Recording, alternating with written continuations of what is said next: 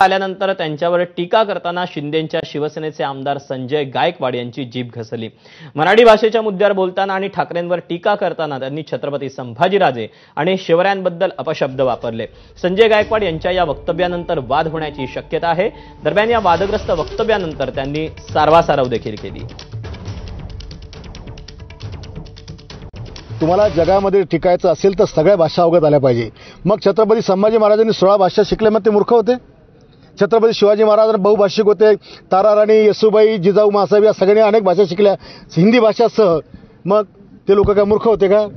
आणि त्याच्यामुळे या विषयावर वाद करून मतांचं गणित राजकारण करणं हे चुकीचं आहे। छत्रपती संभाजी महाराजांना 16 भाषा अवगत होत्या आणि राज्य करताना सगळ्या भाषांचा अभ्यास असला पाहिजे हे त्या 300-400 वर्षापूर्वी ह्या महामानवांनी विचार करून तसं आकलन स्वतःच करून घेतलेलं होतं। मग आज आम्ही आमच्या राज्यात राहताना आम्हाला जर परराज्यात जायचं असेल तर आम्ही आमची मातृभाषा तिकडे बोलणार आहे का? आमच्या भाषेचा आमच्या राज्यात कोणी तिरस्कार करेल तर आपण 100% त्याला सोडणार नाही, पण इतरांच्या भाषेचा तिरस्कार करणं हे आम्हाला शोभत नाही। आम्हाला सगळ्या भाषा आल्या पाहिजे हे माझं स्पष्ट मत आहे।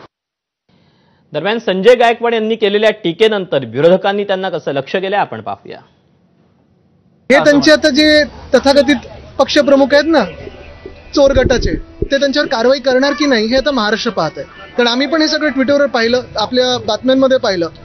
राग तर येतोच, पण जे कारवाई करू शकतात ते कारवाई करणार आहेत की सत्तेत राहण्यासाठी असंच सगळं काही चालू देणार आहेत, हा प्रश्न आहेच।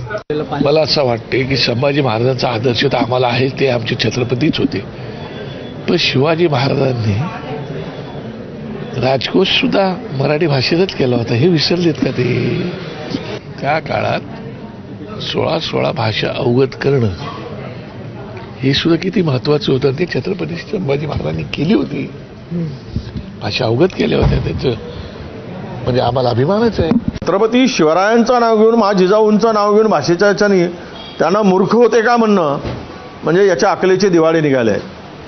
अशी माणसं सत्तेमध्ये तयार झालीत की सातत्यानं महापुरुषाचं नाव घेऊन त्यांचा अवमान करण्याची अवलादच आता जास्त व्हायला लागली, आणि ही अवलाद महापुरुषांचा अवमान करणारी हीच या सत्ताधाऱ्यांना बुडवणार आहे आणि यांचा सुपडा साफ करेल। मराठी भाषेसाठी ठाकरे बंधू तब्बल 20 वर्षांनी एकत्र आले। सरकारनं